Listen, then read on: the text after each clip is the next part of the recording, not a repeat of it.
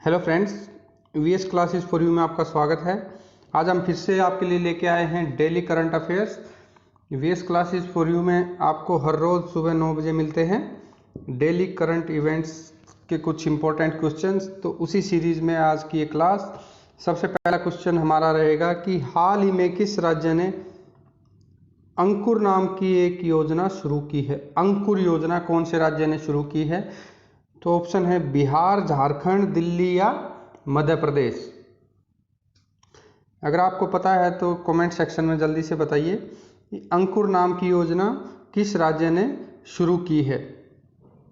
तो आंसर हम अभी बता देते हैं आपको। जो अंकुर नाम की योजना है वो शुरू की है मध्य प्रदेश ने। अब मध्य प्रदेश के जो मुख्यमंत्री हैं उनका क्या नाम है? मध्य प्रदेश के जो मुख्यमंत्री हैं वो हैं शिवराज सिंह चौहान। तो शिवराज सिंह चौहान हैं, तो उन्होंने अंकुर नाम की योजना शुरू की है। इसमें क्या होगा कि जब अभी आपको पता है कि मानसून आने वाला है तो लोगों को पेड़ लगाने के लिए सम्मानित किया जाएगा। तो पेड़ लगाने को बढ़ावा देने के लिए ये योजना शुरू की है। अब इसमें क्या होगा कि सबसे पहले लोगों को पेड़ लगा के उसके साथ अपना फ़ोटो खींचना है, फिर 30 दिनों तक उसकी देखभाल करनी है और फिर से फ़ोटो अपलोड करना है। ये नहीं कि पेड़ लगा के और आप फ़ोटो खींच के आपका काम हो गया, मतलब उसकी देखभाल भी करनी है। तो ये हो गया हमारा अंकुर योजना। आगे बढ़ेंगे। सुप्रीम कोर्ट के किस रिटायर्ड जस्टिस ने राष्ट्रीय मानवाधिकार आयोग NHRC के नए अध्यक्ष के रूप में पदभार संभाल लिया है? आपको बताना है राष्ट्रीय मानवाधिकार आयोग के नए अध्यक्ष का नाम। ऑप्शन है दीपक गुप्ता, अरुण कुमार मिश्रा, रंजन गोगोई या शरद अरविंद बोबडे। ये 4 ऑप्शन हैं आपके पास, तो जल्दी से कमेंट करके बताइए राष्ट्रीय मानवाधिकार आयोग के नए अध्यक्ष। तो इसका आंसर होगा Arun Kumar Mishra, option number B. जो सुप्रीम कोर्ट के रिटायर्ड जस्टिस हैं अरुण कुमार मिश्रा, अब वो NHRC के नए अध्यक्ष बन गए हैं। और इससे पहले कौन थे? इससे पहले थे जस्टिस HL दत्तू। वे पिछले साल दिसंबर में इसके अध्यक्ष पद से रिटायर हो गए थे और तब से जो पद था वो खाली था। ठीक है, अब आगे बढ़ेंगे। असम राइफल्स के नए महानिदेशक के रूप में किसने अपना पदभार संभाल लिया है? असम राइफल्स के नए महानिदेशक का नाम आपने बताना है। ऑप्शन है lieutenant general Pradeep Chandran Nair, lieutenant general Ashok Kumar Nair, lieutenant general Pradeep Agarwal या लेफ्टिनेंट जनरल राहुल सचदेवा। ये 4 ऑप्शन आप लोगों के पास हैं। ऑप्शन ABCD आप जल्दी से कमेंट कर दीजिए।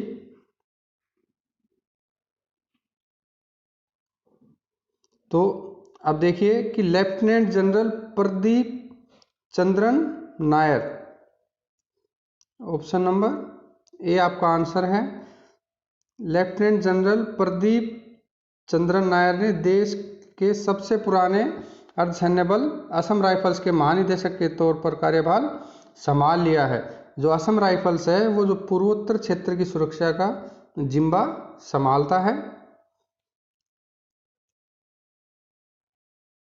और जो ये अभी जो प्रदीप चंद्रन नायर हैं लेफ्टिनेंट जनरल, ये इससे पहले भारतीय सेना के भर्ती विभाग के महानिदेशक थे और अब हो गए हैं ये असम राइफल्स के महानिदेशक।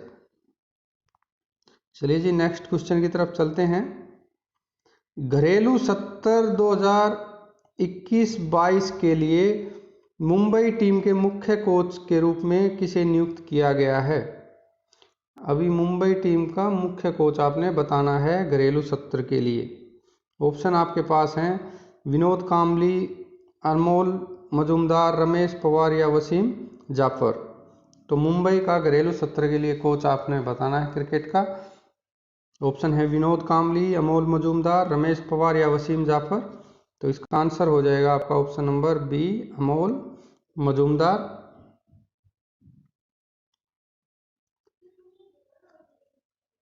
ये इनके सीनियर पुरुष टीम के कोच रहेंगे क्रिकेट के, मुंबई के। इससे पहले जो अमोल मजूमदार हैं, उन्होंने 2006-07 में अपनी कप्तानी में, जब वो खेला करते थे, तो अपनी कप्तानी में मुंबई टीम को रणजी ट्रॉफी का खिताब दिलाया था। उन्होंने 171 फर्स्ट क्लास मैच खेले हैं और 11,167 रन बनाए। ठीक है, ये अमोल मजूमदार के बारे में थोड़ी सी जानकारी हो गई। आगे क्वेश्चन की तरफ बढ़ेंगे। अफगानिस्तान क्रिकेट बोर्ड ने, ये भी क्रिकेट से ही संबंधित आ गया, अफगानिस्तान क्रिकेट बोर्ड ने असगर अफगान को राष्ट्रीय टीम की कप्तानी से हटाकर किसे नया कप्तान बनाया है? तो अफगानिस्तान टीम का, क्रिकेट टीम का नया कप्तान हमने बताना है। ऑप्शन है राशिद खान, रहमत शाह, मोहम्मद नबी या Hashmatullah Shahidi. Option A, B, C, D जल्दी से कमेंट कर दीजिए। अफगानिस्तान टीम का नया कप्तान, तो ये हो जाएगा आपका option number D, Hashmatullah Shahidi. ये वनडे और टेस्ट दोनों की कप्तानी करेंगे। चलिए जी, नेक्स्ट क्वेश्चन की तरफ बढ़ते हैं।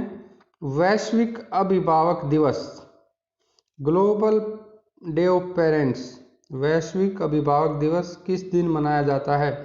ऑप्शन है 10 अप्रैल, 5 जुलाई, 1 जून या 12 अगस्त।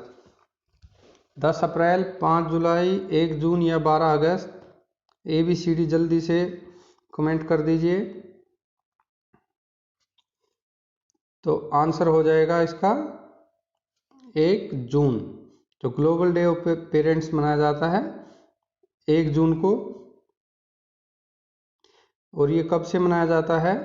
देखिए, 2012 में संयुक्त राष्ट्र महासभा में 1 जून को इस दिवस को मनाने की घोषणा हुई थी। ठीक है, नेक्स्ट बढ़ेंगे।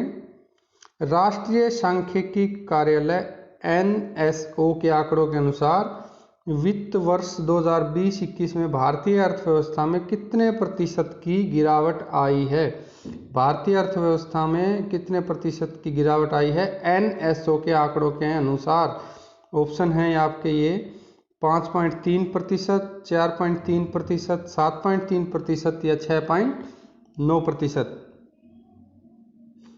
आपको बताना है कि NSO के आंकड़ों के अनुसार वित्त वर्ष 2020-21 में भारतीय अर्थव्यवस्था में कितने प्रतिशत की गिरावट आई है?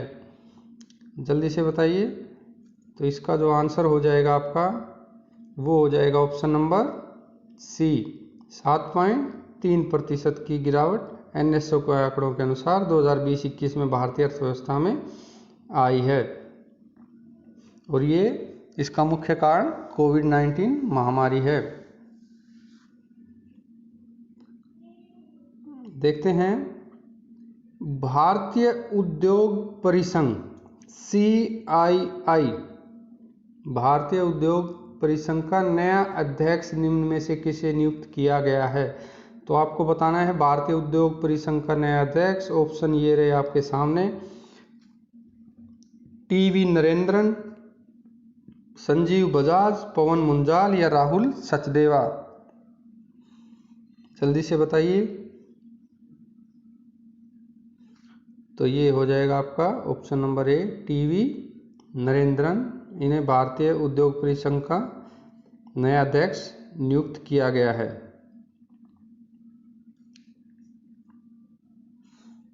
ये टाटा स्टील के मुख्य कार्यकारी अधिकारी हैं।